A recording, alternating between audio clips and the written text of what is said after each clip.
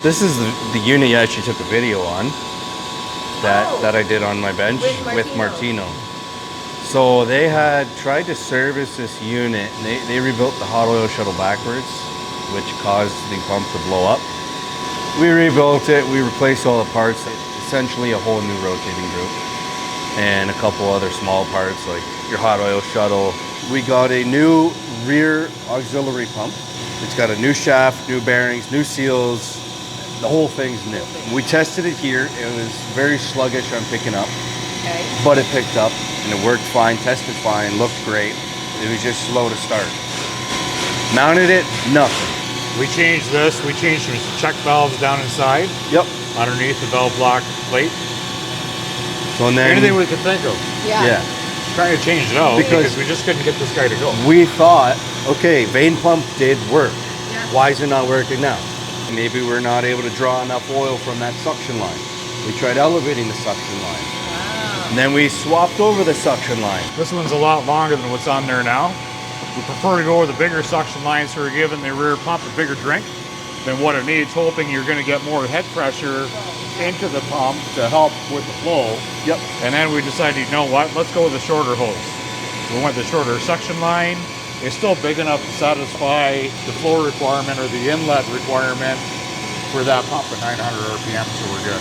So this morning before lunch, we took this sucker right off about 10:30 this morning again, put it back in the gear bench. We put it over there and we let it run for like 20 minutes at 500 PSI. Just maybe it would break in a little bit, kind of wear into the cam plates. Now we brought it back from over there.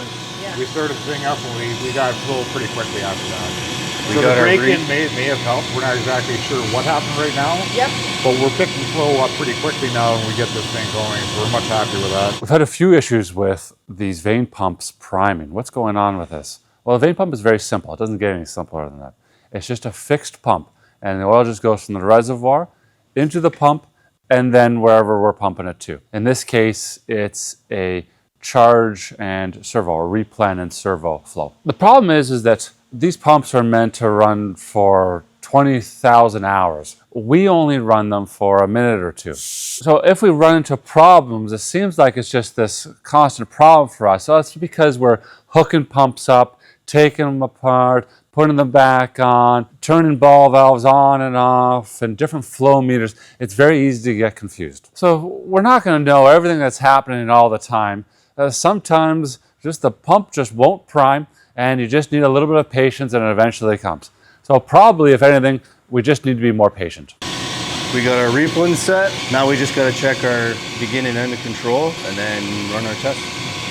Pressure, flow, case pressure, replen, servo, and hot oil. Back to normal. It's good to us. We just get approval. We'll have Andre from engineering come out and review it. Take a look at it. Does Andre get to come out again? His favorite Andre's thing? Coming out. He comes out lately, he's like, oh wow, this looks awesome. Really? Yeah. Normally, yeah. You said you were a little bit low and you wanted to see it. That might have been the Monday after Trent took him out on Friday night. No, he didn't come in the Monday. He didn't come in Monday. It might have been the Tuesday. Came in the Tuesday. He barely made it to work on Tuesday. Yeah. Wow. Yeah. Went out drinking with the boys. Isabel killed him. That wasn't your birthday, was it? Oh, yeah. Oh, that was your birthday?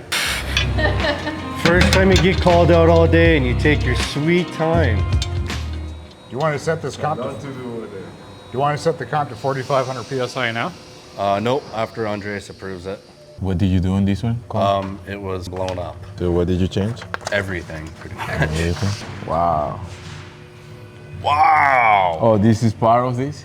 Yes. Can I see the other ones? Oh, you took the video already for We us? did. Oh, nice. Oh, nice, guys.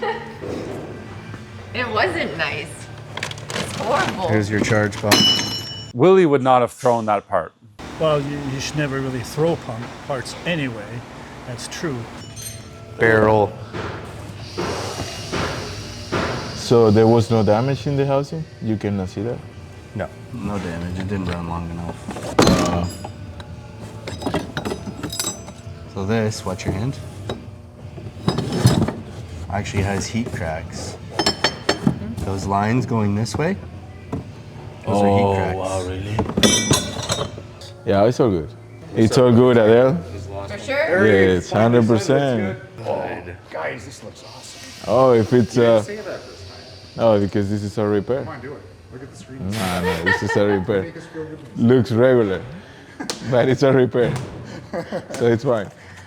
No, not regular. Looks good. Okay, we got to set the Just really- compensator up. Andreas is what we call an optimistic engineer. It's not good. We find that the newer engineers are more optimistic than the older engineers, the more experienced ones. The more experienced ones are pessimists. It's better to be a pessimistic engineer. You want them to be kept up at night, every single night, saying, did I miss something here? You don't want somebody who just thinks everything is all hunky-dory. So this video was a little boring, so we decided to film something about talking about a previous video and add it into this one because this is a good example of what we're talking about. So let's dive in.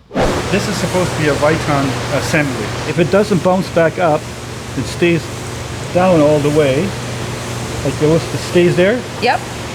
that means it's Viton. If it goes down and bounces up a little bit up to here, then it's Buna. So this machine is over $1 million.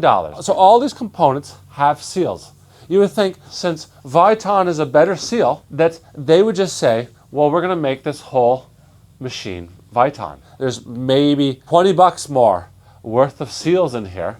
Why not make $1 million machine out of Viton? Because the Buna seals are actually a better seal. They're more abrasive resistant as well.